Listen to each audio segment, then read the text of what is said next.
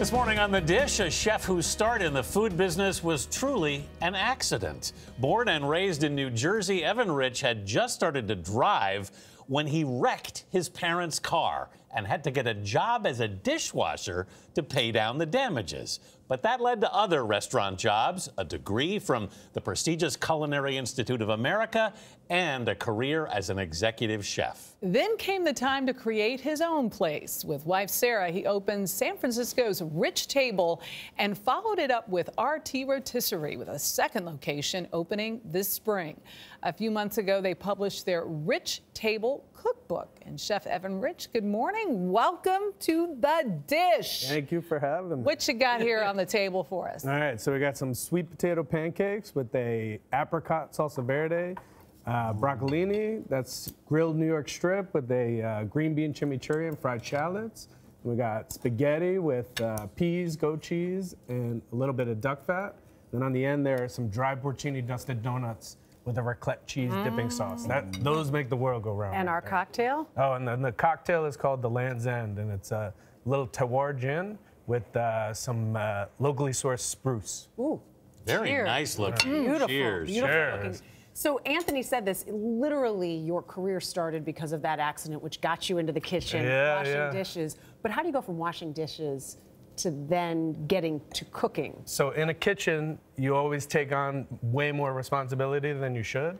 And so washing dishes, then you had a little extra time, prep some cookies, make some soup. And I just, kind of kept taking on responsibilities. I guess I was a real good dishwasher. But you were still planning to be basically a ski bum in Colorado, right? Exactly.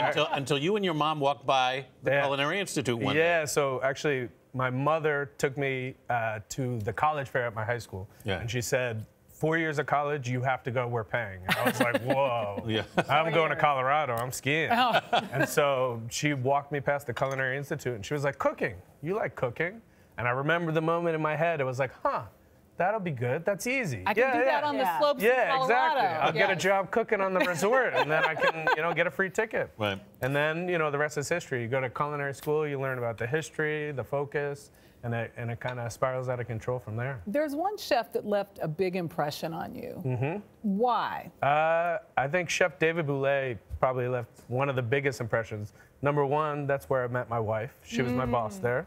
I love that. Yeah. Your boss? Yeah. She was your Michelle Obama. Yeah, exactly. Yeah. She kind of, gave me the approval in the restaurant that everyone kind of, started looking at me like a serious cook. And that there was another accident. Yes.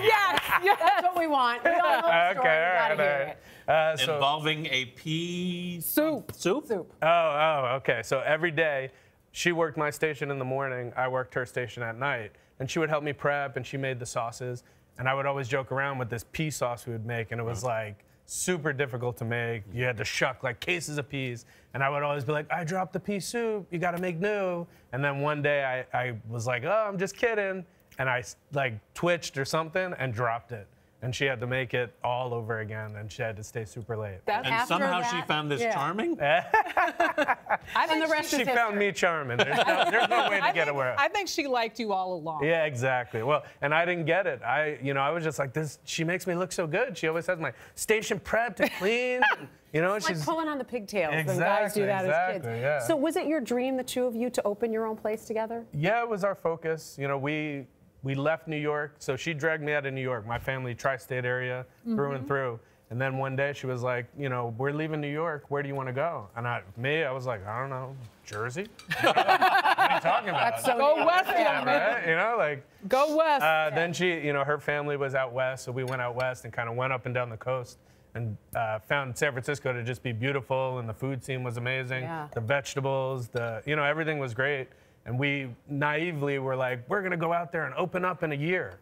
And went and got a job and, got our butts kicked, got some serious jobs. And we're like, wow, I guess, they cook really well in other places other yes, than New they York. do. I'm a California girl. What is the division of labor in this household? It's her world. I just live in it. Smart man.